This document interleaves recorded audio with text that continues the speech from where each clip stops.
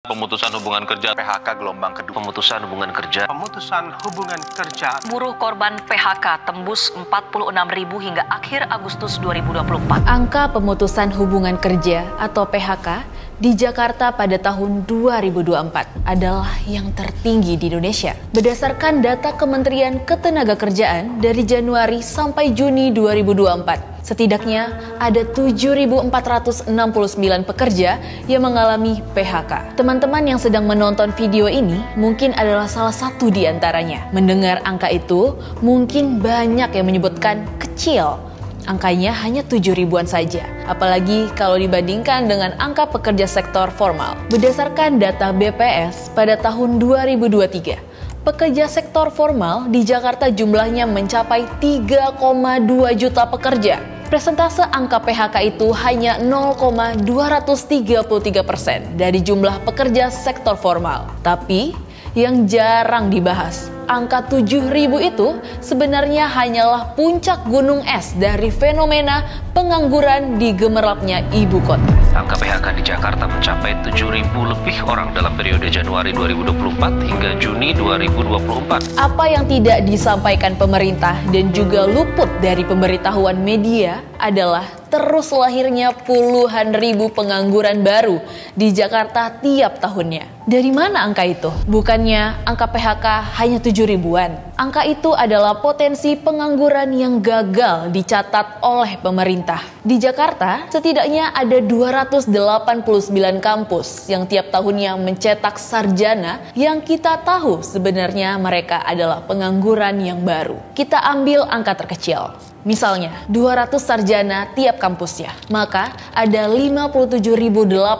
potensi pengangguran yang lahir tiap tahunnya. Angka realnya tentu lebih banyak karena ada kampus yang bahkan mencetak ribuan sarjana tiap tahunnya. Masalah ini menjadi lingkaran setan yang sulit sekali diputus karena jumlah sarjana tiap tahunnya berbanding jauh dengan lowongan kerja yang tersedia tiap tahunnya. Data Survei Angkatan Kerja Nasional atau Sakernas, Badan Pusat Statistik atau BPS, bulan Februari tahun 2009, 2014, 2019, dan 2024 menunjukkan adanya tren penurunan penciptaan lapangan kerja di sektor formal.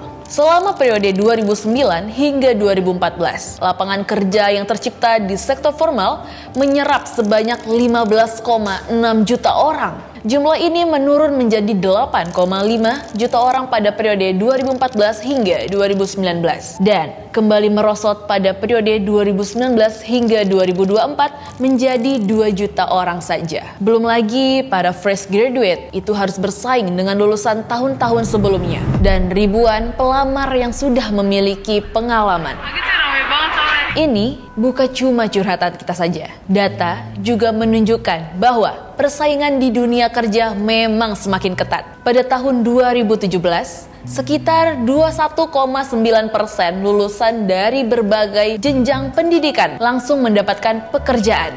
Namun, pada tahun 2022, angka ini turun drastis menjadi hanya 13,6%, menandakan bahwa mendapatkan pekerjaan setelah lulus kini menjadi tantangan yang lebih besar. Teman-teman fresh graduate pasti mengalami betapa sulitnya mencari pekerjaan, apalagi dengan adanya syarat minimal pengalaman kerja.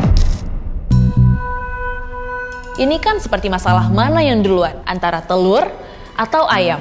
Bagaimana punya pengalaman kerja? Kalau syarat dapat kerja saja harus punya pengalaman kerja terlebih dahulu. Just how guys? Ini baru dari sarjana. Kita bahkan belum menghitung lulusan SMA yang tidak melanjutkan kuliah. Atau bahkan mereka yang hanya menamatkan sekolah menengah pertama atau tingkat pendidikan yang lebih bawah lagi. Di titik ini, saya kira kita sudah dapat membayangkan betapa besarnya bongkahan gunung es yang belum tertangkap data statistik pemerintahan ataupun potretan mata kamera media. Angka bongkahan gunung es ini harus diangkat karena masalah pengangguran bukan soal angka atau hanya masalah ekonomi. Tingginya angka pengangguran memiliki efek domino yang memberikan sumbangan terhadap meningkatnya angka kriminalitas. 4 tahun lalu, ketika pandemi COVID-19 sedang dahsyatnya melanda Jakarta, positif COVID-19. Penanganan corona tertinggi di Asia Tenggara. PHK melonjak sangat tinggi hingga mencapai 500.000 kasus. Itu pun baru angka PHK yang tercatat sampai April 2020. Berdasarkan keterangan Polda Metro Jaya, angka kriminalitas seperti pencurian mengalami peningkatan selama pandemi. Dalam temuan banyak riset,